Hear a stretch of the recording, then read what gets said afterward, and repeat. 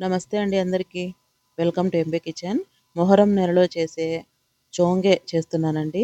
గులాబ్ జామ్ కంటే ఈజీగా చేసుకోవచ్చు. పాకంతో జ్యూసీగా గసగసాలతో పూరి నములుతుంటే రుచిగా భలే ఉంటుందండి.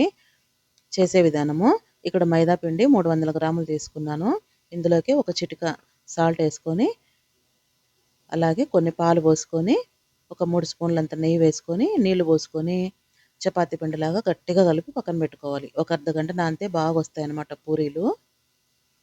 ఇది ఇలా పక్కన పెట్టుకున్నాక చక్కెర ఇప్పుడు పాకం కోసము కొంచెం 50 గ్రాములు ఎక్కువ తీసుకున్నాను పిండి కంటే. అదే గిన్నెతోనే ముక్కాలు గిన్నె నీళ్లు వేసుకోవాలి.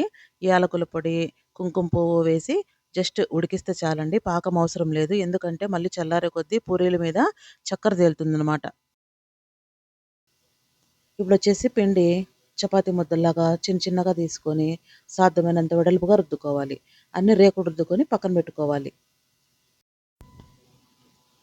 ఈ మొహరంలో చాలా రకాలు చేస్తారండి. చొంగాయ రొట్టెలని, ఇలా చోంగే పూరీలని ఇలాగనమాట.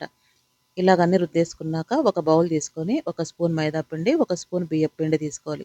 బియ్యపు పిండి ఎందుకంటే బాగా క్రంచీగా ఉంటాయి పూరీలు.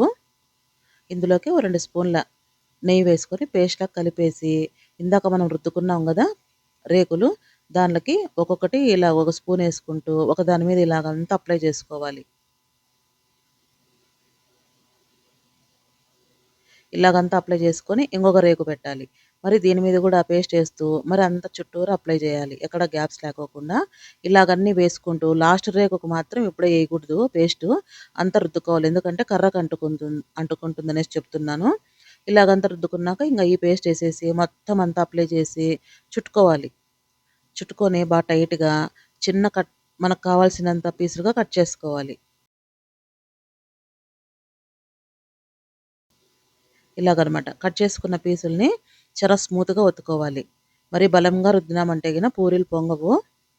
ఇలాగ రుద్దుకున్న వాటిని వేడి నూనెలో ఏస్తూ అటు ఇటు తిరిగేసుకుంటూ ఎర్రగా కాల్చుకొని, మనం ఇందాక పాకం చేసి పెట్టుకున్నాం గదా! అందులోకి వేసి ఓ 2, 3 సార్లు అటు ఇటు తిప్పి పక్కన తీసి పెట్టుకోవాలి. వీటి మీద తురుముకున్న కొబ్బర, వేయించిన గసగసాలు, అలాగే గోడంబి వేసి గార్నిష్ చేసుకొని తింటే జ్యూసీగా భలే ఉంటాయండి. మీకు నచ్చిందా? సబ్స్క్రైబ్ చేసుకోండి. Thanks for watching.